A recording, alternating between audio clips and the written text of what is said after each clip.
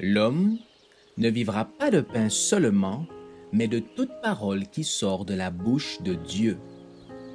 Voici votre moment de méditation quotidienne.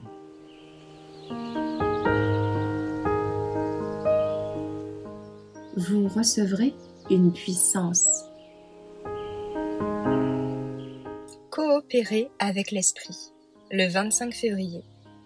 Ainsi, mes bien-aimés, comme vous avez toujours obéi, travaillez à votre salut avec crainte et tremblement, non seulement comme si j'étais présent, mais bien plus encore maintenant que je suis absent. Philippiens 2, verset 12. Si quelqu'un est en Christ, il est une nouvelle créature.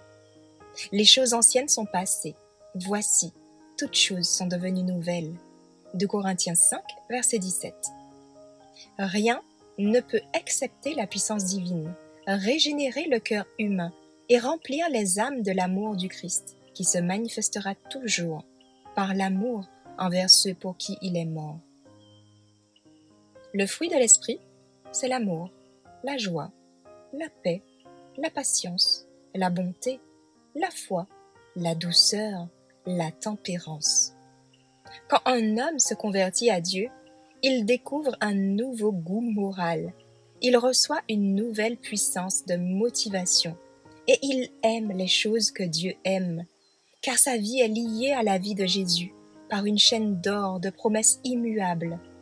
L'amour, la joie, la paix et une gratitude inexprimable imprégneront l'âme, et le langage de celui qui est béni sera « Ta gentillesse me fait devenir grand ». Psaume 18, verset 35. Mais ceux qui s'attendent à assister à un changement magique dans leur caractère, sans un effort déterminé de leur part pour vaincre le péché, seront déçus. Nous n'avons aucune raison de craindre tant que nous regardons à Jésus.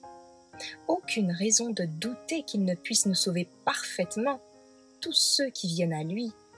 Mais nous pouvons constamment craindre que notre vieille nature reprenne sa suprématie et que l'ennemi réussisse de nouveau à nous rendre captifs par un de ses pièges. Nous devons travailler à notre propre salut avec crainte et tremblement, car c'est Dieu qui crée en nous le vouloir et le faire selon son bon plaisir. Avec nos puissances limitées, nous devons être aussi saints dans notre sphère que Dieu l'est dans la sienne. Selon notre possibilité, nous devons rendre manifeste la vérité, l'amour et l'excellence du caractère divin. Comme la cire prend la marque du sceau, de même, l'âme doit prendre l'impression de l'Esprit de Dieu et retenir l'image du Christ. Grandissons chaque jour en beauté spirituelle. Nous échouerons souvent dans nos efforts pour copier le modèle divin. Nous aurons souvent à nous incliner pour pleurer aux pieds de Jésus, à cause de nos manquements, de nos erreurs. Mais nous ne devrons pas nous décourager. Nous prierons avec plus de ferveur. Nous croirons davantage et essaierons avec encore plus de fermeté de grandir en la ressemblance de notre Seigneur.